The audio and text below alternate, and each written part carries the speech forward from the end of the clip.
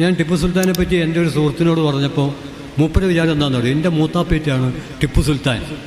ഇത് കിടിലൻ കക്ഷിയാണ്. ഞാൻ വായിച്ചിടത്തോളം കണ്ടിട്ടുണ്ടെങ്കിൽ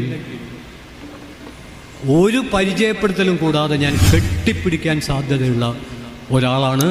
ഞാൻ പറയുന്നു, എൻ്റെ ഒരു ബന്ധുവല്ല, ഞങ്ങൾ പഴയൊരു തറവാട്ടുകാരൊക്കെ തന്നെയാണ്. പക്ഷേ ഞങ്ങളുടെ തറവാടിൻ്റെ വേര് എത്ര നീട്ടിയാലും ടിപ്പു സുൽത്താനിലൊന്നും എത്തില്ല. എത്താൻ പറ്റുകയാണെങ്കിൽ എങ്ങനെയെങ്കിലും എത്തിക്കാമായിരുന്നു, പക്ഷെ എത്തില്ല. എന്താണ് ടിപ്പു സുൽത്താൻ ചെയ്ത കാര്യം എന്ന് ചോദിച്ചാൽ, ഇന്ത്യയിൽ ഇങ്ങനൊരു രാജാവ് വേറെ ഇല്ല.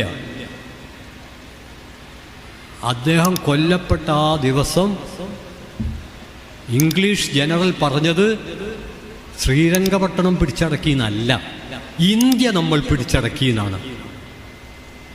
സ്വാതന്ത്ര്യത്തിന് വേണ്ടിയുള്ള വലിയ സമരം മാത്രമല്ല, ഇതിനൊരു വിഷയമായിട്ട് കേരളത്തിൽ സംസാരിക്കേണ്ടതുണ്ട്. അതിന് കൗതുകകരമായുള്ളൊരു ഫേസ്ബുക്ക് പോസ്റ്റ് ഉണ്ട്. അതിൽ കൺക്ലൂഡ് ചെയ്യാമെന്ന് വിചാരിക്കുന്നു.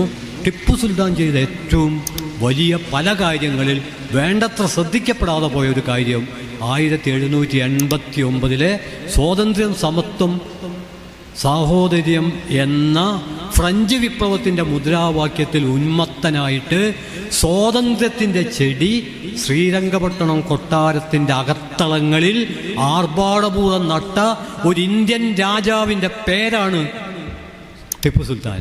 വേറെ ഒരാളും അങ്ങനെ ചെയ്തിട്ടില്ല. ബ്രിട്ടീഷുകാർ അദ്ദേഹത്തെ കീഴ്പ്പെടുത്തിയപ്പോൾ ആദ്യം ചെയ്തത് ഈ സ്വാതന്ത്ര്യത്തിൻ്റെ ചെടി പറിച്ചു കളയുകയാണ്.